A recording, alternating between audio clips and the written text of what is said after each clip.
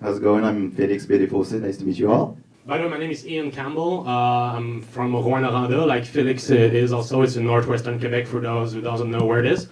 By the way, we're French Canadians, so part of my conference will be in French because we didn't have the time to translate everything and we want to be fluid. So sorry for the English people over there, but whatever, you will survive this. Felix will do his entire part in English. Just to give you the history of the book, I started this project in 2005, 2006, just to write the history of Quebec metal because we thought it was a great subject to have in a book.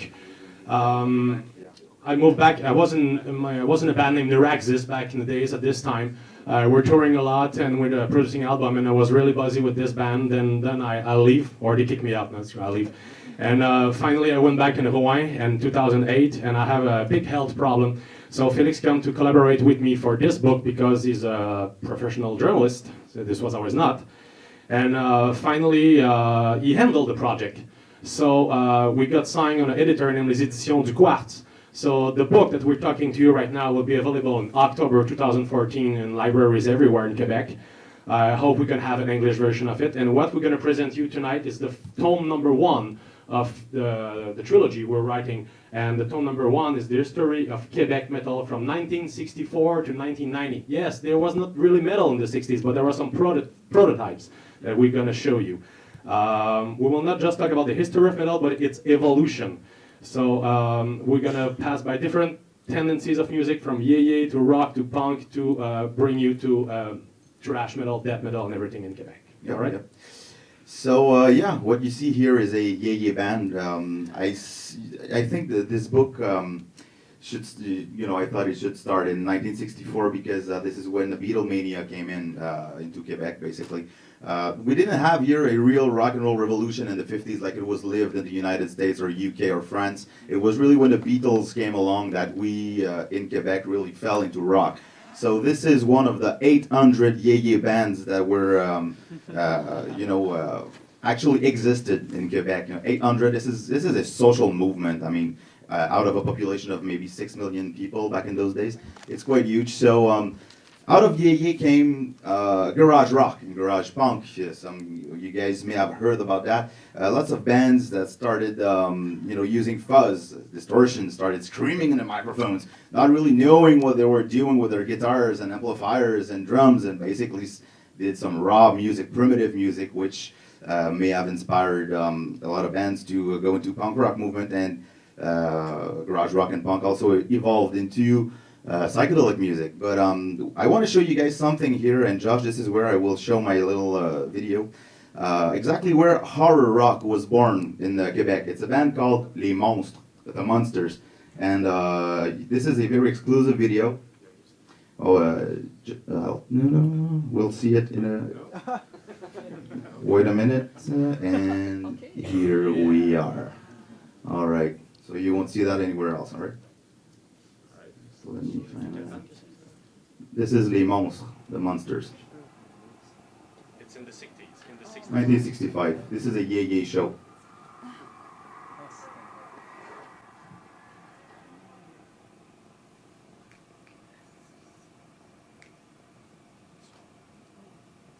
There is sound, but the host doesn't know that his microphone is off. So you'll hear the music start soon.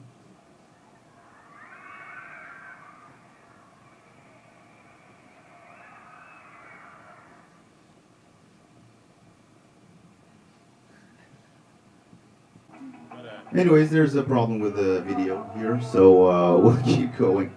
So yeah, garage rock and garage punk basically evolved into psychedelic music, and psychedelic music here in Quebec was made popular by, amongst others, Robert Charlebois, who did this Hostie show, which was a big psychedelic event in which Quebec heard swearing for the first time in music. So it was called Hostie show. This is like a swear word in French, hostie, all right? I'd like to say that again, hostie show, all right. So psychedelic music evolved, and we had a huge hard psych and hard rock, heavy rock scene here in Quebec with bands such as Sex, Wisdom. I wish I could show you guys all the pictures we have of those bands. And one of the bands that came out of this scene was Mahogany Rush. Mahogany Rush is a very important band of the 1970s. They weren't exactly heavy metal, they were more like heavy rock, but they had this international success. They were quite, big in the United States, had some success on the Billboard and everything. And they eventually, in the late 70s, they ended up in the UK and shared stage with Motorhead. And some people thought like these guys were heavy metal because of that, but they're not exactly heavy metal. So I'm trying to go through some pictures here of what I just mentioned. This is Les Vampires, another yé band who looks quite, inviting, whatever. This is Robert Charlebois, our psychedelic guru. This is the picture of the band Sex, which was art psychedelic music, kind of like a little bit like Black Sabbath. This is Morse code transmission, to whom we will go back a little later. Heavy psych band who turned to progressive music. This is Mahogany Rush, a nouvel espoir to Quebec, and new, so like new hope for Quebec, So they were like making it big in the United States. And then we had Offenbach. Offenbach is Quebec's most important rock band. And these guys sounded like they were really, really heavy rock and roll. And in 1974, they recorded an album for a documentary that was made about them. It was called Tabarnak. And just like what you can read here, this is another swear word. And on this particular record, we can hear a song that's called Québec Rock, and you can hear Jerry Boulet, the singer of Offenbach, scream his heart out like it was. No one had heard anyone scream like that in a microphone before in Quebec. So let's hear a little bit of Québec Rock. Josh, I'm turning to my Mac here for the sound. I don't know if you guys hear anything yet. We will have sound soon. Any help? Yeah? So I guess I'll get back to that song right after that. Offenbach started playing in a circuit of bars that were located in regions, not in Montreal. Okay, this is what I mean. Most Montrealers think everything is happening in Montreal. This is totally false, all right? Around Montreal, there is still millions of people living, and especially in the 1970s. And Offenbach would play these bars along with tons of other bands. And this is basically where heavy metal was born, because these were biker bars, These were tough places, these were wild places, and this is where music really became heavier and heavier with people using heavier stuff during the 70s, right? So Offenbach weren't exactly gentils garçons, really good guys, and they did this show at the Oratoire Saint-Joseph, which is an important church here in Montreal, and it was a messe des morts, so a mass for the dead, something like that. So that was really like, gothic-ish, whatever, for the 70s, quite prog-ish too. So that was something important, and that leads us to progressive music. Yeah, and I think that the technology will not be on our side today, so we'll see if we can have some musical shots and show shots. So I'm gonna switch to the progressive, the coming of the progressive rock music in Quebec. Why we talk about progressive rock music in Quebec? Because most of the bands in the 80s. Oh, it's there. All right, Quebec rock, my friends. So we'll just try this, all right? So just to bet you back, this is the band Offenbach with the singer Jerry Boulet, who was singing who was screaming back in 1974. It's coming. Pretty extreme, eh?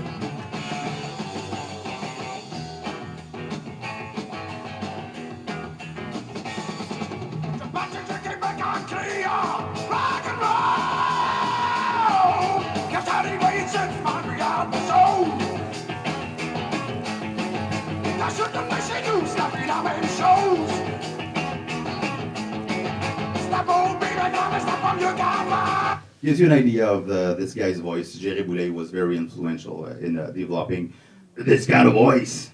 Yeah, we'll bring it later to the... Well, okay, all right.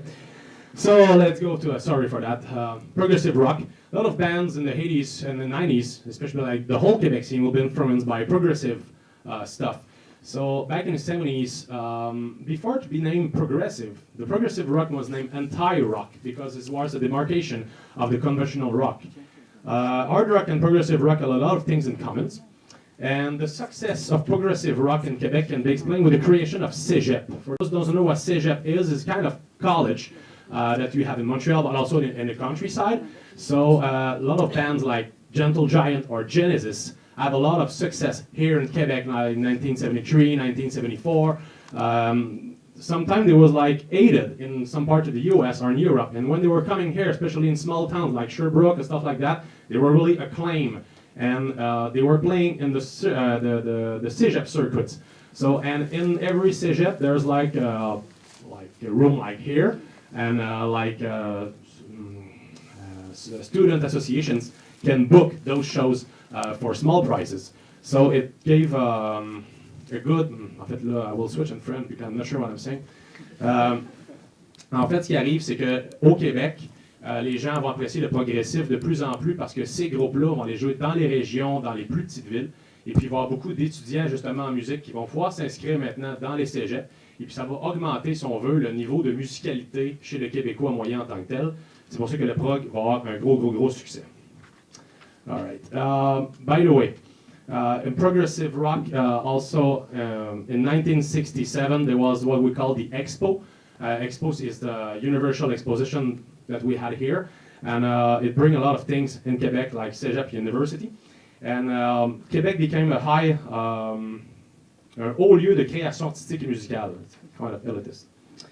Band named Morse Code Transmission that we just saw the picture just before. Maybe you can put it back if you can, please, without fucking all it up. All right. Yeah, dude, those guys. They look metal, no?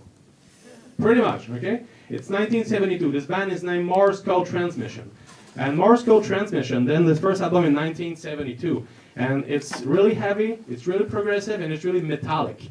And just to put you like, give you a great example, their first song, their well-known song, is named the Satan Song.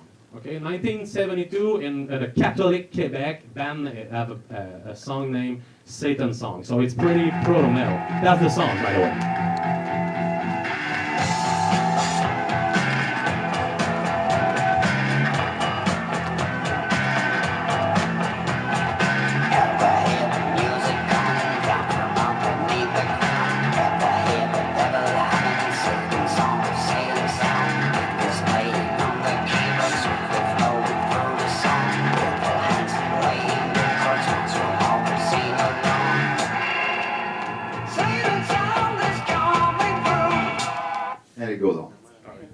So that was Satan Song. It's not metal, but it's the base, it's the root of Quebec metal. Also, there was another band, I think it's funny, it was called Pollen. And Pollen have some lyrics about anti-religious things. And for those who know the Quebec history, religion was really strong over here in the 1670s still. And in the band Pollen, who was an anti-Catholic band, for those who know, there was a guy named Claude Lemay, or Mégo Lemay. For those who know, he's now working as the musical director of the mighty Céline Dion. For those who know. Voilà. And by the way, all those bands that we talked to you since a couple of minutes, they were signed on big labels. So at this time, like RCA, Sony, CBS, Capitol London were singing these bands here in Montreal. They were not really underground bands. They weren't singing on major labels, by the way. And those bands are always being listened to by guys from Voivod. And now we're going to switch to, what's the other part? I'll be discussing glam rock and punk rock. Ian may have mentioned that Genesis and Gentle Giant were very popular here. But while most people were listening to progressive music, there was a bit of punk rock coming in with glam music. The New York Dolls played Montreal in 1974. This is an article about it. They didn't really like it. They said it was circus. This is what we're reading here. But there was this band called Haute Chose, which was really Haute Chose, like this means something else. And Lucien Francoeur, their singer, was a poet who was not really singing. He was saying his poems over the music, and live he would be basically screaming his poems. And it was over a mix of glam rock, progressive rock, art rock, whatever. It was really something weird. And Michel Houé-Langevin of Voivod and Picky of Voivod were very, very inspired by Haute Chose, especially by their third album, which was called Le Cauchemar Américain. And here's a song from it. It's called Les Pays d'en haut.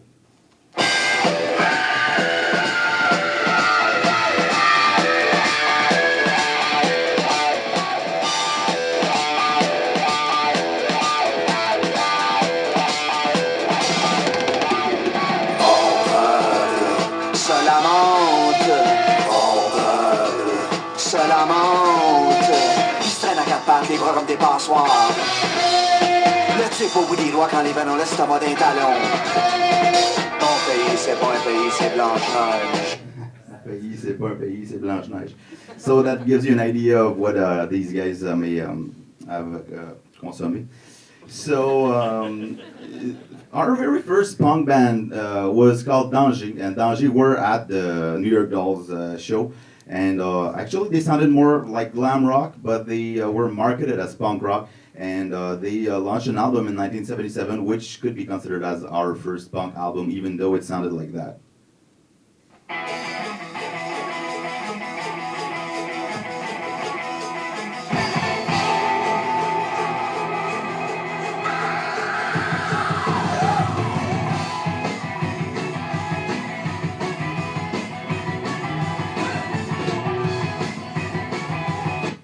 Oops.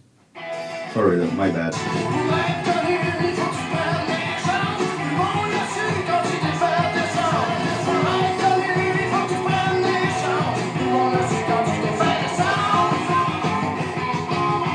you know, that type of thing. And they also had a song called Metal Rock, which was probably the first moment where metal is said in a song.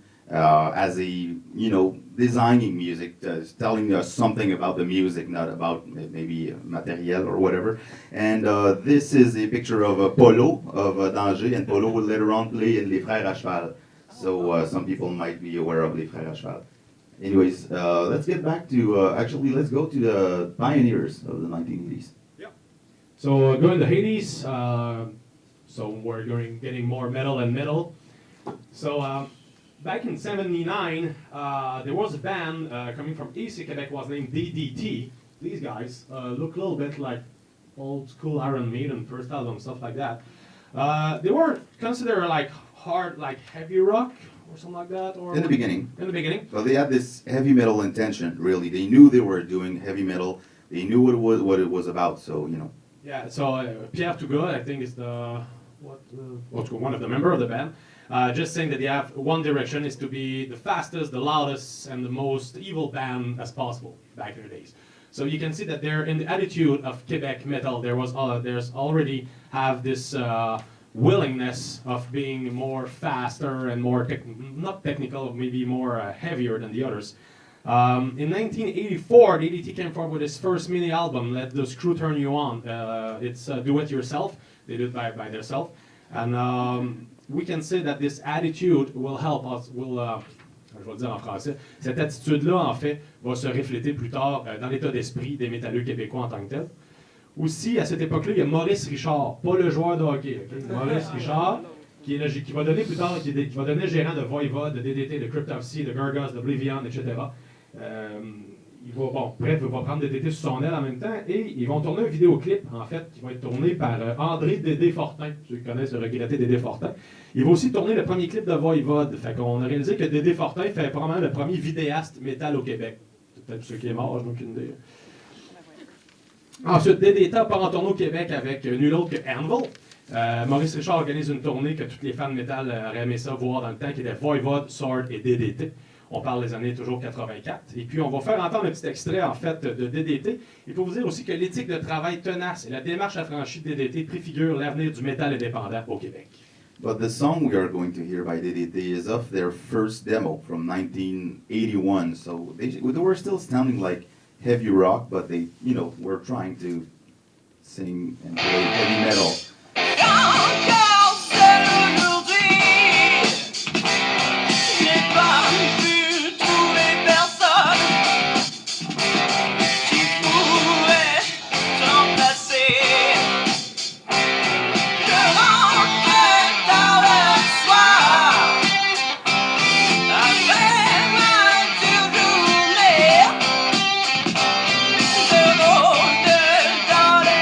So it's just a sample to, because this is very rare. Even the band members had lost that that precise song, and I was able to find it for them and send it back to the band. So that was quite something.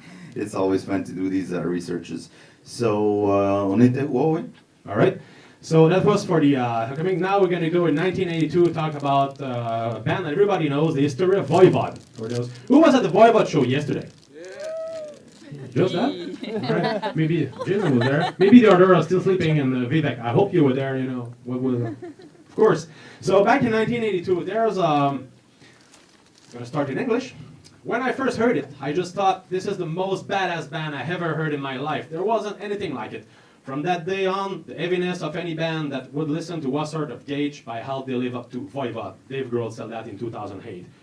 Voivod started in 1982, and for us, the year zero of Quebec metal is with the formation of Voivod in 1982. Felix did a lot of interview with Michel Langevin. We had a lot of materials coming from Voivod. So I'm going to be quick on Voivod because there's a lot to say, but in the book, by the way, the book we're talking to you right now will be available in October, by the way. So the way Voivod get known to Metal Blade is a guy named Wayne Archibald. He was a well-known tape trader in Quebec. And he sent a copy to Metal Blade. Then finally, Brian Slagle signed Voivod. The band borrowed $2,000 to the mother of Snake, the singer, and they did War and Pain in a short amount of time. By the way, in '84, Voivod was the first Quebec band in metal to launch a complete album on a US label. The reputation of the guys growing really fast, and guys like Jason Newsted will be a fan of the first hours. But some, like the magazine Kerrang, said about Voivod that they were the worst band in the world back in the days. And Michel Langevin said they were very happy about that, so that means they were worse than Venom. So for that, it was a great thing to be. Maurice Richard will still be the manager of Voivod. Maurice Richard's name will appear sometime during the conference because it's a really important, really important character. Voivod will play his first show out of Quebec, the April 4th, 1985 in New York, opening at the Ritz for Venom and Cro-Mags back in the day, so they're getting well known internationally. They were jamming at a spot, by the way. I just need to talk 1 minute about this. Was named Chez Emile. Emile was an old guy. He was owner of old buildings in South Central, something like that. Well, basically a janitor. Yeah, okay. So most of the bands in Quebec were jamming at this spot. It was really like, je vais dire en français, c'était vraiment crasseux, poussiéreux, dégueulasse, plein de marde. Mais les bandes jammaient là. Et puis, ça ne devait pas coûter ben cher, jamais chez Émile. Mais Émile, finalement, il est mort assassiné par un punk qu'il prenait par le diable. Il a défoncé la tête à coups de marteau. C'est vrai, puis la salle a fermé comme ça. Fait que c'est la mescaline du temps était plus forte. Il donnait de Québec, le gars, je pense. Yeah, the first international tours of Voivod will be in 1986 when they launch the album Roar. But it's not on Metal Blade's record, it's on Nora's record. By the way, this picture is the guys from Voivod and DDT and who else? DDT and Sword touring all together. Okay, so it's a good one. There's a, oh, I thought it was a duck, but I don't know that. Anyway, and finally, they went to tour North America for 25 days with Celtic Frost, who was promoting his album To Megatherion and Morbid Tales. Finally, in '85 still, there was a big show put on by Maurice Richard. It was named the No Speed Limit Weekend, a 2-day festival at the Spectrum of Montreal, with Voivod was headlined on both days. And amongst the other bands, there was some DRI, Sacrifice, Aggression, Agnostic Front, Possess, and Nuclear Assault. It was the first time in Montreal or in Quebec we were having like these kind of bands coming here to play festivals. Kind of like Heavy Montreal. Yeah, kind of. It's a smaller version. Yeah, it's first version of Heavy Montreal. Back in '87, '88, and '89, Voivod put 3 albums in a row, Killing Technology, Dimension Atroce, and Nothing Face. The band became really, really popular, and they went on tour in '88 with the band Violence from California to do 35 shows in the US. So we can see that Voivod veut vraiment les vents dans les voiles, je sais pas comment dire en anglais. Wind in the wells. Well, okay. And finally, so Killing Technology, Dimension Atroce, and Nothing Face give a mythic status to Voivod. They sold about, Michel Langevin told us they sold about 1 million albums in the world in the whole career. So, but we're going to stop about Voivod here because, as I told you, today we're just going to talk about the 60s, 70s, and the 80s. So we're not saying about what is happening to Voivod in the 90s and the year 2000. But they influenced a shitload of bands, Martyr, Groovy Aardvark, and a lot of bands, Oblivion, name it. Gorguts, most of them always been, DBC. And yeah, DBC, that's coming. And just said that they've been selected for a Juno one, like in 88 at La Disque. No, in the Juno, at La Disque. But it was in competition with the mighty Céline Dion. Guess who won? All right. So that was it for part one. So let's, before we go to further into speed and thrash metal, I just want to get back to the posers back then. That was the scene of the mustache, right? So this is a band called Cyan, and this is at a bar called the Mustache. I was telling you guys about this region circuit of bars, right, where bands would be playing in the late 70s and everything. Well, this circuit of bars was still in function, if I can say it like that, in the 80s. Actually, it was the heyday of this circuit was in the 80s. And so you had bars in Jonquière, like Le Masque d'Or. You had bars like in the Val d'Or, that was called the Ritz. You had a place in Hull that was called the Le Chaudière, places like that. And the Mustache in Montreal was the most important place for that. Now, this is a cool logo, Mustache, right? It was a right name for a place like that. Anyways, this is basically where those bands were playing. So bands like Stormbringer were really big at the Mustache, Heaven Knocks, Sadwinder. And the three guitar players of those three bands, Stormbringer, Heaven Knocks, and Sadwinder, all the three of them ended up playing for Éric Lapointe at different times. And if some of you guys know Éric Lapointe, he's one of Quebec's most popular rocker. Really corny too, but this is another debate. And you had bands like Trop Féroce, who were one of the first bands to sing in French, who were trying to fit into that scene, but not quite exactly. And this is Sword. Sword were the most important band to come out of this circuit of bars, and they had quite a big international success. They were hyped by Kerrang, and in the UK they toured with Motorhead, they toured with Alice Cooper, they toured with Metallica here in Quebec. Metallica did a tour back in 1986. They played a couple of small towns and everything. That was a very important tour, and the lead singer in the middle right there, with the shades, Rick Hughes, he's still quite, seen around the industry. He was at the l'émission La Voix. I don't know if you guys watch that, I don't. But the Voice, this is our version of The Voice. And so that circuit of bars was very important, but it was not exactly for heavy metal, I'll play a song by Sword called FTW, which means follow the wheel, all right? This is their interpretation of it. These guys sounded quite heavy metal with maybe some thrash metal influences, but most bands sounded more like heavy rock. They were totally into 70s. If you wanted to play that circuit of bars, you had to play covers. You couldn't play your own songs. So that was something that was really precise to Quebec, that heavy rock sound in the 80s that would, still be kind of sounding like the 70s. But Sword really had their own thing going.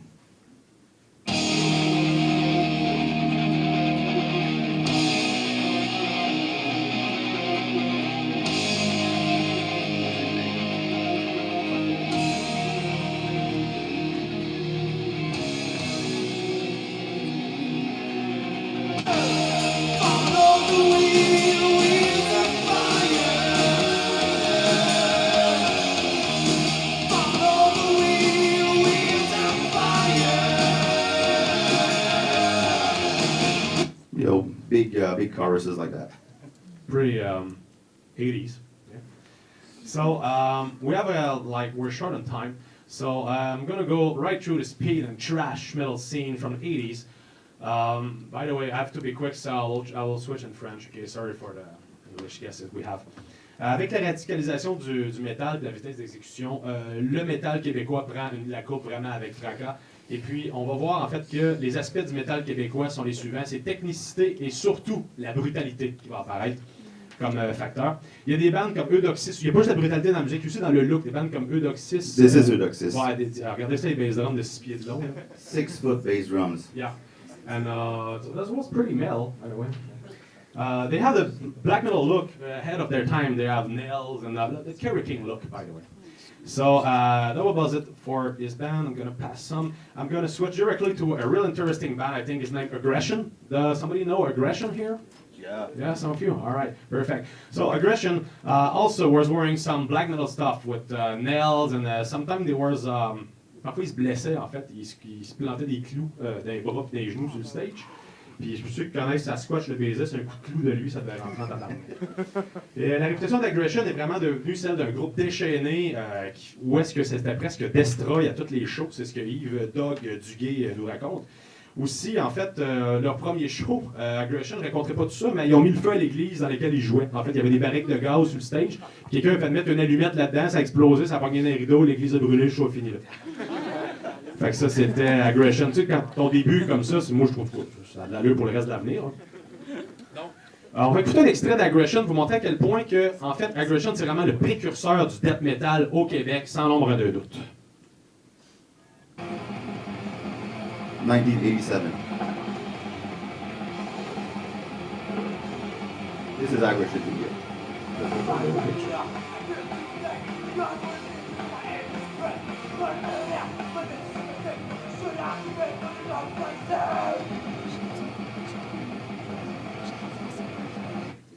Fait qu'on voit que c'est pas vraiment des blast beats, mais c'était quand même extrême. Là. En 86-7, tu lèves à rejeu, c'est ça que t'écoutais. T'sais. Puis l'influence d'Aggression va être vraiment importante. Des bandes comme Damnation, Barf, Oblivion vont vraiment être influencées directement par Aggression. Il y a plein d'autres bandes, écoute, j'en passe, il y en a. Ça a été vraiment une époque assez... moi, je dirais bien ça... florissante en tant que telle. Juste parler, c'est pas juste à Montréal que ça se passe, il y a dans la région. À Québec, on a Soothsayer. Somebody knows Soothsayer here? Yeah. All right, that's perfect. Fait que c'est ça, eux autres qui étaient vraiment le point, je vais passer très rapidement, ils étaient le point central de la scène thrash metal au Québec, et le band existe encore d'ailleurs. Yoxota, Talasif, Detona Trash, Dissection et compagnie, et j'en passe, pour arriver à... mon Dieu, il y a bien du stock. Il y avait en crise des bandes dans le temps, il y en avait du poil à Montréal. Bon. Les bandes comme Lankmore, ou encore on arrive avec un band en 89, là je pousse vraiment sa coche, mais avec Anonymous, qui va arriver en 89. On parle pas beaucoup d'Anonymous dans le livre, on les mentionne quand même parce qu'ils ont débuté dans les années 80, mais des années 90, écoute, on s'entend, l'Anonymous va donner comme le band québécois qui va, en tout cas, qui va marcher beaucoup en tant que tel, surtout au Québec. Voilà, comme ça. Fait que c'était pour le speed trash metal québécois. This is Soothsayer, by the way, I forgot to switch the pictures. So I wanted to discuss the hardcore scene of Montreal, but I won't. I don't have enough time to do it. But I just want to mention that the band DBC, Dead Brain Cells, basically came out of the hardcore scene Montreal because their drummer Jeff St. Louis played in a band called Vomit and the Zits, and he was totally into this old hardcore scene. This is DBC, and DBC were really big. They were signed on Combat Records in the United States, and they started out as a maybe crossover speed thrash metal. And then with the Voivod influence, they switched to something way more progressive. With their album Universe and big success with the song Genesis Explosion. DBC are really a great band and very important years. So, but I would have loved to discuss them a little bit more, but I can't. We'll switch to the crossover scene. Yeah, crossover scene. Well, there's two words that to describe them. There's going to be one English word is speedcore, and the other one is défonce. Okay. In the crossover, a lot of bands, their goal was to go being fast, be really aggressive, like a band like Damnation. They were jamming also at the Emile local with Voivod and stuff like that. The influence of, by the way, Damnation, c'est l'incarnation en fait de l'état d'esprit crossover défense. C'est Live Fast, Die Young. Il y a même une carte de membre qui fait partie de leur gang qui s'appelle les Burning Tall, traduction littérale de les grands brûlés. Okay? Puis en fait, plus t'étais fucké, plus t'étais ennemi. Ça ressemble pas mal à ça. Fait que c'était vraiment le style de vie, c'était la défonce totale, autant dans le style de musique que dans le mode de vie. Le son de Damnation est d'une brutalité vraiment hors du commun pour l'époque. En 86, on va même mettre un extrait en 86. Peu de groupes sur la planète et de sonner aussi brutal que ça. Ils vont même marquer des musiciens comme Ted du groupe Mayhem va être un fan de Damnation, Mick Harris de Napalm Death va être un fan de Damnation, puis Bill Steer de Carcass à l'époque va être aussi un fan de Damnation.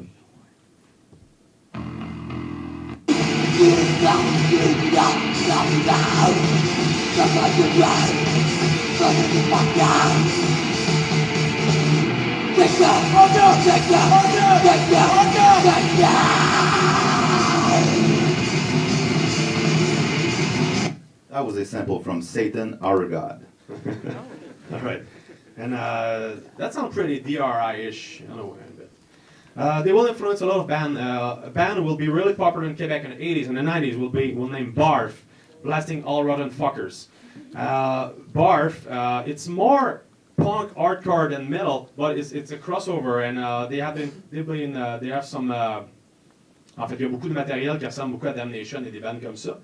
Barf se révèle comme un des plus importants groupes alternatifs de la scène québécoise des années 90, donc c'est pour ça qu'on les mentionne quand même pas beaucoup. Ça, c'est le chanteur de Damnation, avec la flingue des IP et une affaire nazie. Fait que ça paraît bien en maudit.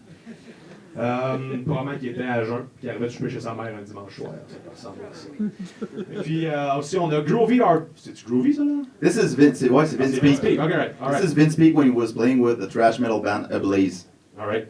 Fait que pour ceux qui connaissent pas Vince Peake, c'est le chanteur bassiste de Groovy Hardwork. Pourquoi on parle de Groovy Hardwork? Parce qu'au début, il était dans la veine justement de speedcore, un peu défonce, hardcore crossover. Eux autres aussi jammaient au local chez Emile pendant un certain temps, mais les années 90, ils vont jammer les vendredis soirs, c'était des jams ouverts. Ils vont faire comme 250 soirées comme ça. T'imagines-tu les bouteilles vides qui ont dû ramener à l'épicerie? Juste te donner un extrait, là, même moi j'étais un peu surpris pourquoi Groovy Hardwork dans un livre sur le métal des années 80. Vous allez l'entendre pourquoi, ça bûchait quand même pas mal pour l'époque.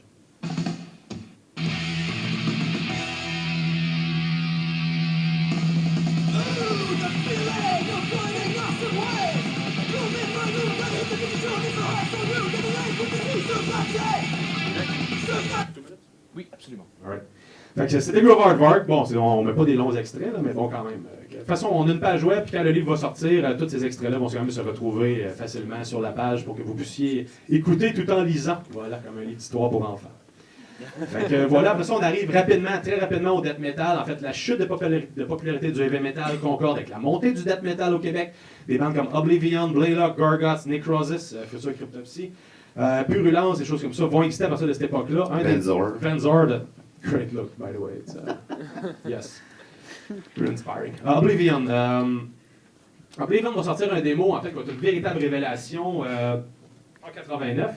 En fait, le magazine Kerrang va le décrire comme suit. First off, this is the latest demo from Canada's Oblivion, who've been quietly staking their claim as the most brutal band out of the Great White North. Well, the tape's not exactly quiet now. It features voice lines of all-out death metal, played with controlled speed, but still very extreme with great chainsaw guitars and splitting guttural vocals. The odd bit of melody creeps in here and there, particularly on the instrumental, but what Oblivion are best is at peeling off some truly monstrous riff.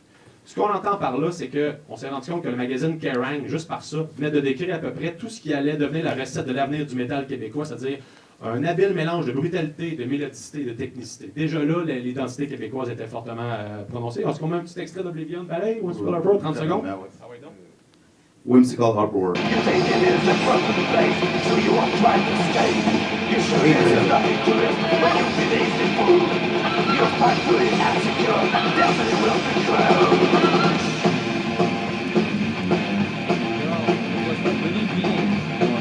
Going towards death metal. All right. They never got signed on a label for Bad Luck Things, but they get signed on a jazz label qui a fait faillite un mois après. Ils ont voulu signer sur Roadrunner, ils ont hésité, ça n'a pas marché. Ils ont signé sur Active Record. Donc, ils étaient distribués sur Music for Nation. Ça veut dire que si tu voulais te pogner un album d'Oblivion au Rock en stock, là, tu payes 40$ en import, là, que les gars venaient de Longueuil et de la ligne jaune. C'était comme ça. Fait qu'Oblivion, en tant que tel, ce qu'on peut dire, c'est qu'ils n'ont pas eu vraiment de succès en dehors du Québec. Ça a vraiment pogné au Québec, mais comme dit Maurice Richard, il a dit Oblivion, it was wrong time, wrong place. Too ahead of their times. Il appelait ça même du cyber-metal à un moment donné. C'était vraiment comme ça. Il y a plein d'autres bands, mais on va aller avec le band avec qui j'ai eu le plus de fun à faire une entrevue, avec Gorguts, Luc Lemay. En fait, en 87, Luc Lemay, un jeune fan de métal, vit sa passion pour le tape trading. Il tradait avec Robert Vigna, qui est le guitariste de Immolation, à New York. Ils échangeaient déjà de la musique ensemble. Luc Lemay a formé Gorguts en 89 dans un sous-sol, dans un party dans un sous-sol, là, comme ça se faisait dans le temps, là, quand les parents étaient partis. Et puis Roadrunner va les signer en tant que tel. En fait, ça c'est le that's the Gorguts demo, by the way. They got signed with this on Roadrunner. And la qualité du produit, en fait, démontre que Gorguts, c'est comme, si on veut, la synthèse après de tout ce qui s'est fait avant, puis va amener un niveau de qualité vraiment supérieur. Et puis le fait qu'ils soient signés sur Roadrunner, écoute, avec Sepultura, Obituary et compagnie, ça va vraiment être bon pour leur carrière. On peut mettre peut-être un petit extrait rapide de Gorguts, même si tout le monde a déjà pas mal entendu. Je pense que tout le monde a déjà entendu. Wow, ok, Gorguts. De toute façon, qui était au show de Gorguts? C'est bon, c'est parfait. Et puis, rapidement aussi, il y a eu un band Necrosis. Écoute, là, Dan, si on se trompe, tu nous le dis tout de suite, OK? C'est bien important. Fondé en 88, en fait, par Mac Atkins à batterie, Steve Thibault à guitare et Dan Greening à l'aurum au vocal. Plus tard, ils vont devenir Cryptopsy. À l'époque, ils ont sorti un démo, c'est Mastication and Heterodontism in 1989, Realms of Pathogenia en 91, puis Necrosis en 92. Pourquoi est-ce qu'on en parle? Parce qu'ils vont devenir Cryptopsy en partie, du moins plus tard. Et puis, Flo Mounier va joindre le band, etc. Et puis aussi, en fait, la suite de l'histoire démontre que des bands comme Necrosis, comme le Cryptopsy ou Cataclysm ont pris la planète d'assaut plus tard, dans les années 90-2000, ce qu'on va parler dans le tome suivant en tant que tel. Il y a aussi des bandes comme Démence qui vont apparaître à cette époque-là, Necronomicon, déjà au Lac-Saint-Jean, Rob the Witch faisait son chemin. Fait que le son des années 90, pour terminer bien rapidement, a été crucial pour le développement du métal au Québec. Énormément de gros noms qui vont marquer la décennie 90 sont nés. Oblivion, Cryptopsy, Anonymous, Démence, autant de noms essentiels pour l'émancipation du métal québécois auprès d'un très large public. Mais le plus important des groupes dettes à voir le jour à la fin des années 80, c'est vraiment Gorguts. Oh, this is Paul Sarrazin. I don't have time to discuss media, so I just wanted to end with a picture. This is Paul Diano at the Spectrum, by the way, when Iron Maiden played here. Probably the first metal show in Montreal. And yes, this is what we got. So this is just the surface, right, of everything we've worked on for this book. Quick overview of the book. Lots of more, tons and tons more stuff in it. Merci beaucoup, Vivek, pour le temps. Sorry we took that much time, but there's so much to tell in this whole history. All right, merci. Oh, merci à vous. Merci beaucoup tout le monde de rester jusque là. On a quand même un peu de temps pour prendre des commentaires. Oui, absolument. Il y a du monde qui veulent oser ça. Maybe a couple of comments, perhaps. Sure, just a second. I'll just pass the mic around.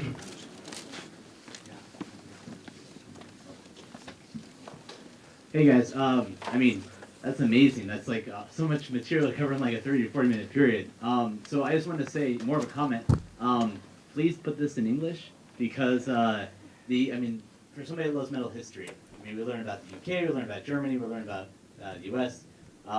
Understanding this perspective would be extremely valuable. So please put it out in English so that other people can access Totally. it too. It'll come second, really. Of course, it is important for us to tell our own story in French first. I'm not Anglophone. If I would have written that in English first, man, that would have been bad. But definitely, we are already talking with someone who might translate it. And our editor is Dan Greening wants to do it. Okay, so Dan Greening will do it. Sold. But yeah, no, there's a plan to translate this in English, of course, and I think it would be very important to do so. Bonjour. Est-ce qu'il y avait une perspective nationaliste dans la scène québécoise qu'on a vu peut-être dans les années 70, années 80 aussi? Je vais répondre en anglais. In the 70s, there was a nationalist movement, of course, and I think progressive music was kind of let's say a musical manifestation of that, but progressive rock was not into nationalist messages that much. Some rock bands were, but I think it was a matter of having Quebec's having its own musical identity with a music that would be particular to here. Progressive music was that answer, and it really that became a very important part of Quebec's metal music, that progressive side, and that became an identity. And in the book, at the end, one of my conclusions is that Quebec's metal doesn't really have to be sung in French because there is such an identity in the music that whatever language it is sung in, like bands like Anonymous also sing in Italian and Spanish, whatever. I think the musical signature is the actual identity of Quebec metal. Well, thank you very much. Thanks very much, Felix. Merci beaucoup, Ian. That was a pleasure. Merci. Thank you, everybody. Parfait, c'est ça, ma soeur.